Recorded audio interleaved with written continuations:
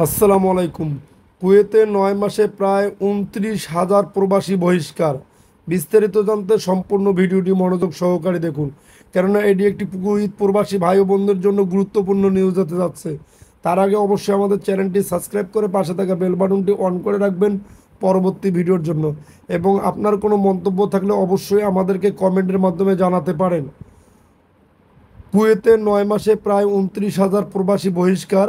গত ১ জানুয়ারি থেকে চলতি বছরের সেপ্টেম্বর পর্যন্ত কুয়েত থেকে বিভিন্ন দেশের ২৮,৯৮৪ জনেরও বেশি প্রবাসীকে বহিষ্কার করা হয়েছে।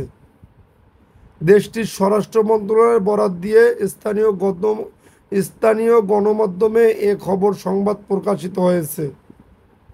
জানা গেছে, বহিষ্কারকৃতদের অধিকাংশই ছিলেন আবাসিক আইন লঙ্ঘনকারী, পলাতক, ভিক্ষুক এবং মাদক রাখাসহ বিভিন্ন অপরাধে জড়িত ব্যক্তি। এছাড়াও সন্দেহজনক বা অবৈধ কার্যকলাপ, অনিয়মিত কর্মসংস্থান ও সামাজিক বা নিরাপত্তাজনিত ঝুঁকি সৃষ্টি করায় অনেকে বহিষ্কারের আওতায় এসেছেন।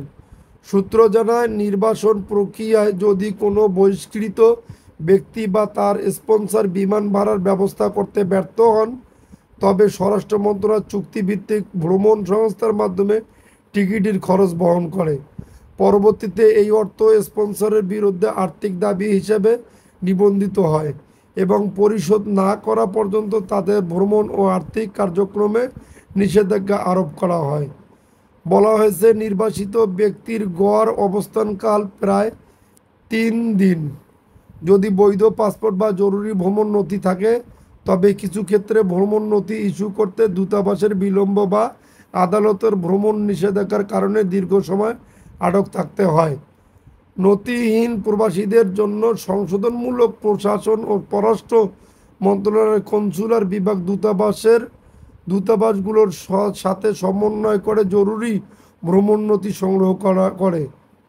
স্বরাষ্ট্র মন্ত্রণালয়ের সূত্র আরও জানিয়েছে, আইনশৃঙ্খলা বজায় রাখতে নিয়মিত নিরাপত্তা অভিযান চলছে এবং এসব অভিযানে সারা দেশে হাজার হাজার আইন লঙ্ঘনকারীকে গ্রেপ্তার করা হয়েছে। মন্ত্রণালয় জোর দিয়ে বলেছে, কুয়েতে জননিরাপত্তা ও সামাজিক স্থিতিশীলতা রক্ষায় কঠোর অবস্থান অব্যাহত থাকবে। যদি আপনাদের নিউজটি ভালো লেগে থাকে তাহলে অবশ্যই আমাদের চ্যানেলটি সাবস্ক্রাইব করে পাশে থাকা বেল বাটনটি অন করে রাখবেন পরবর্তী ভিডিওর জন্য।